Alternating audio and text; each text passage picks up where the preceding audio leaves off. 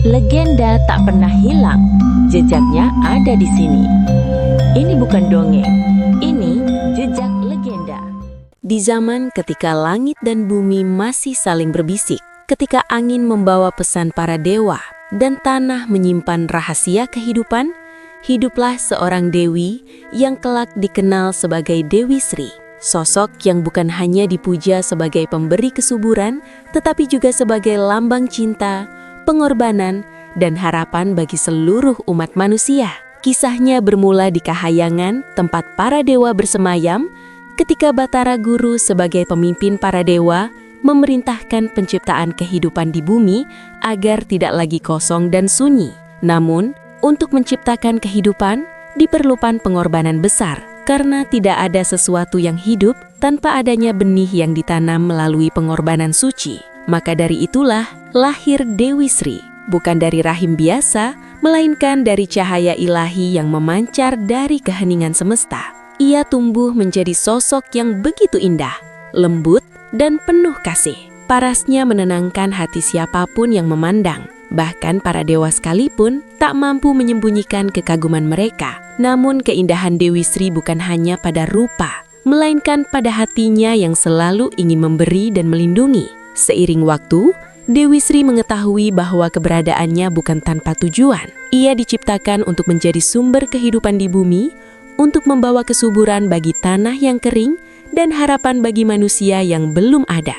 Tetapi di balik takdir itu, tersimpan kesedihan yang tak terucap. Karena untuk menjalankan perannya, Dewi Sri harus meninggalkan Kahyangan dan menjalani pengorbanan yang tidak ringan. Suatu hari, Batara Guru memanggilnya dan menjelaskan bahwa bumi membutuhkan kehidupan, dan kehidupan itu hanya bisa muncul jika ada yang rela menjadi bagian dari tanah, menjadi benih yang kelak tumbuh dan memberi makan makhluk hidup. Dewi Sri terdiam.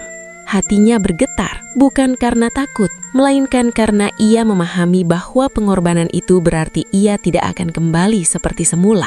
Namun tanpa ragu, ia menerima tugas itu dengan penuh keikhlasan, karena baginya, cinta adalah memberi tanpa mengharapkan kembali. Sebelum turun ke bumi, Dewi Sri mengunjungi setiap sudut Kahyangan, berpamitan kepada para dewa, angin, cahaya, dan bintang, seolah ia tahu bahwa perjalanan ini adalah perpisahan panjang, bahkan mungkin abadi. Ketika waktunya tiba, ia turun ke bumi dalam wujud cahaya yang lembut, menyentuh tanah yang tandus dan sunyi. Saat tubuhnya menyatu dengan bumi, terjadi keajaiban yang belum pernah ada sebelumnya. Dari tempat ia bersemayam, tumbuh berbagai tanaman. Dari rambutnya tumbuh padi yang menjadi sumber kehidupan. Dari matanya mengalir air yang menjadi sungai. Dari nafasnya lahir angin yang menyejukkan. Dan dari hatinya tumbuh rasa kasih yang kelak diwariskan kepada manusia. Bumi yang sebelumnya sunyi kini menjadi hidup, hijau, dan penuh berkah. Manusia pertama yang muncul di bumi merasakan keajaiban itu.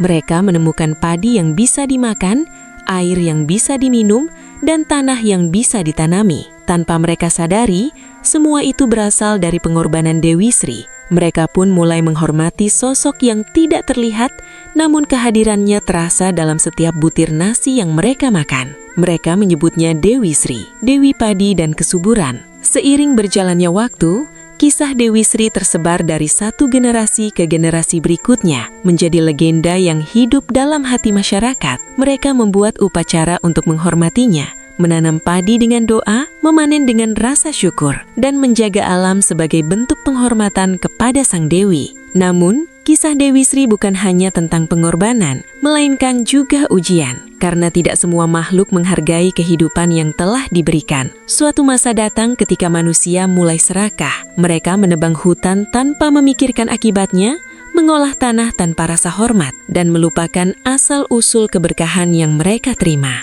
Alam pun mulai berubah. Tanah menjadi kering, air menghilang, dan panen gagal. Dalam keheningan itu, ruh Dewi Sri seakan menangis, bukan karena marah, tetapi karena sedih melihat manusia melupakan keseimbangan. Dalam mimpi para tetua desa, Dewi Sri muncul, mengingatkan bahwa kehidupan harus dijaga dengan cinta dan keseimbangan, bukan dengan keserakahan. Pesan itu perlahan menyadarkan manusia. Mereka kembali menanam dengan doa, merawat tanah dengan penuh kasih, dan menghormati setiap hasil panen sebagai berkah. Perlahan-lahan kesuburan kembali, padi tumbuh dengan baik, dan kehidupan kembali seimbang. Sejak saat itu, Dewi Sri tidak hanya dipandang sebagai Dewi kesuburan, tetapi juga sebagai penjaga keseimbangan alam, simbol bahwa manusia dan alam adalah satu kesatuan yang tidak bisa dipisahkan. Dalam setiap hembusan angin di sawah, dalam gemericik air di irigasi, dan dalam bulir padi yang menguning,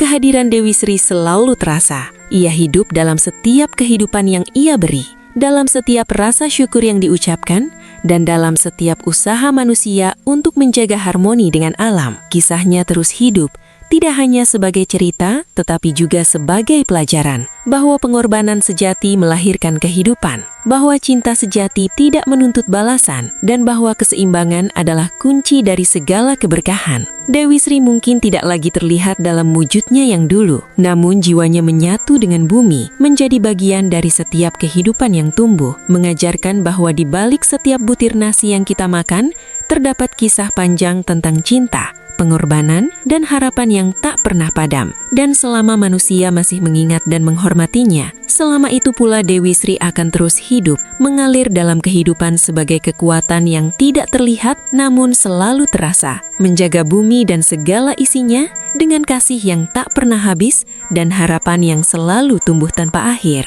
Namun kisah Dewi Sri tidak berhenti pada pengorbanannya yang menyatu dengan bumi, karena justru dari sanalah babak baru kehidupan dimulai, di mana ruh halusnya tetap hadir menyusuri ladang-ladang, mengalir bersama air dan berbisik melalui angin kepada setiap makhluk yang mau mendengarkan. Pada suatu masa ketika manusia mulai berkembang menjadi kelompok-kelompok yang membangun desa, mereka mulai mengenal siklus tanam dan panen, namun belum sepenuhnya memahami rahasia keseimbangan. Maka pada suatu malam yang hening, seorang perempuan tua yang bijak bermimpi didatangi oleh cahaya lembut yang menjelma menjadi sosok anggun. Dan dalam mimpinya itu, Dewi Sri berbicara dengan suara yang menenangkan, mengajarkan bagaimana memilih benih terbaik, bagaimana membaca tanda-tanda alam, dan bagaimana menghormati tanah sebagai ibu kehidupan. Perempuan tua itu terbangun dengan hati bergetar. Ia lalu mengajarkan kepada warga desa apa yang ia lihat dalam mimpinya, dan sejak saat itu, hasil panen mereka menjadi lebih baik, tanah menjadi subur,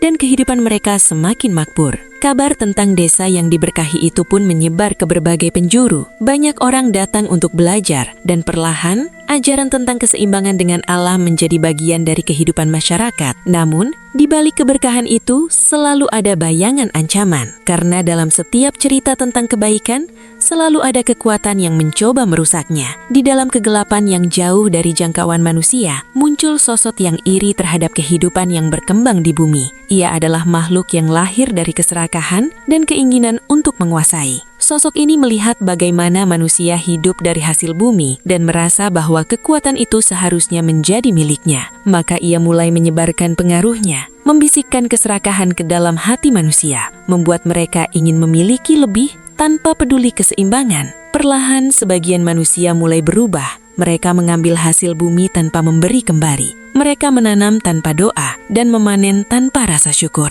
Tanah pun kembali kehilangan kesuburannya di tempat-tempat yang dilupakan itu. Dalam keheningan malam, Dewi Sri merasakan perubahan itu. Jiwanya yang menyatu dengan bumi merasakan luka, bukan karena disakiti, tetapi karena keseimbangan yang mulai goyah. Ia kemudian kembali hadir dalam mimpi-mimpi manusia yang masih menjaga hati mereka, memperingatkan bahwa jika keseimbangan terus dilanggar, maka bumi akan kehilangan kemampuannya untuk memberi. Sebagian orang mendengarkan dan kembali ke jalan yang benar, namun sebagian lain tetap terjebak dalam keserakahan. Konflik pun mulai muncul antara mereka yang menjaga keseimbangan dan mereka yang ingin menguasai. Desa-desa yang dulu damai mulai mengalami perpecahan, dan pada saat itulah muncul seorang pemuda yang memiliki hati bersih dan tekad kuat untuk menyatukan kembali manusia dengan alam. Pemuda ini sering bermimpi bertemu Dewi Sri yang memberinya petunjuk. Ia diajarkan bahwa kekuatan terbesar bukanlah kekuasaan, melainkan kesadaran. Ia lalu berjalan dari desa ke desa, mengajarkan kembali nilai-nilai yang telah dilupakan. Ia tidak memaksa, tetapi memberi contoh, menanam dengan penuh cinta, merawat tanaman dengan penuh kesabaran, dan berbagi hasil panen dengan sesama. Perlahan, orang-orang mulai tergerak. Mereka melihat bahwa cara itu membawa hasil yang lebih baik, tidak hanya bagi tanah, tetapi juga bagi hati mereka. Kehadiran pemuda itu menjadi jembatan antara manusia dan ajaran Dewi Sri. Meskipun ia hanyalah manusia biasa, namun keberaniannya menghidupkan kembali harapan. Seiring waktu, kegelapan pun mulai berkurang, namun tidak pernah benar-benar hilang. Karena selama masih ada keserakahan dalam hati manusia, maka bayangan itu akan selalu ada. Dewi Sri memahami hal itu. Ia tidak berusaha menghilangkan sepenuhnya kegelapan, karena ia tahu bahwa keseimbangan juga berarti adanya terang dan gelap. Yang terpenting adalah bagaimana manusia memilih untuk hidup di antara keduanya. Maka ia terus membimbing, tidak dengan kekuatan yang memaksa, tetapi dengan kasih yang lembut. Dalam setiap musim tanam, ia hadir sebagai harapan. Dalam setiap musim panen, ia hadir sebagai rasa syukur. Dalam setiap kegagalan, ia hadir sebagai pelajaran. Dan dalam setiap keberhasilan, ia hadir sebagai pengingat bahwa semua itu bukan hanya hasil usaha manusia, tetapi juga anugerah dari alam. Kisah Dewi Sri pun terus berkembang, diceritakan dalam berbagai bentuk, dalam tembang, dalam wayang, dalam upacara adat, dan dalam doa-doa yang dipanjatkan sebelum menanam padi. Terima kasih telah menyimak kisah legenda ini hingga akhir. Semoga setiap cerita yang kita dengarkan bukan hanya menjadi hiburan, tetapi juga menjadi pelajaran dan pengingat dalam perjalanan hidup kita.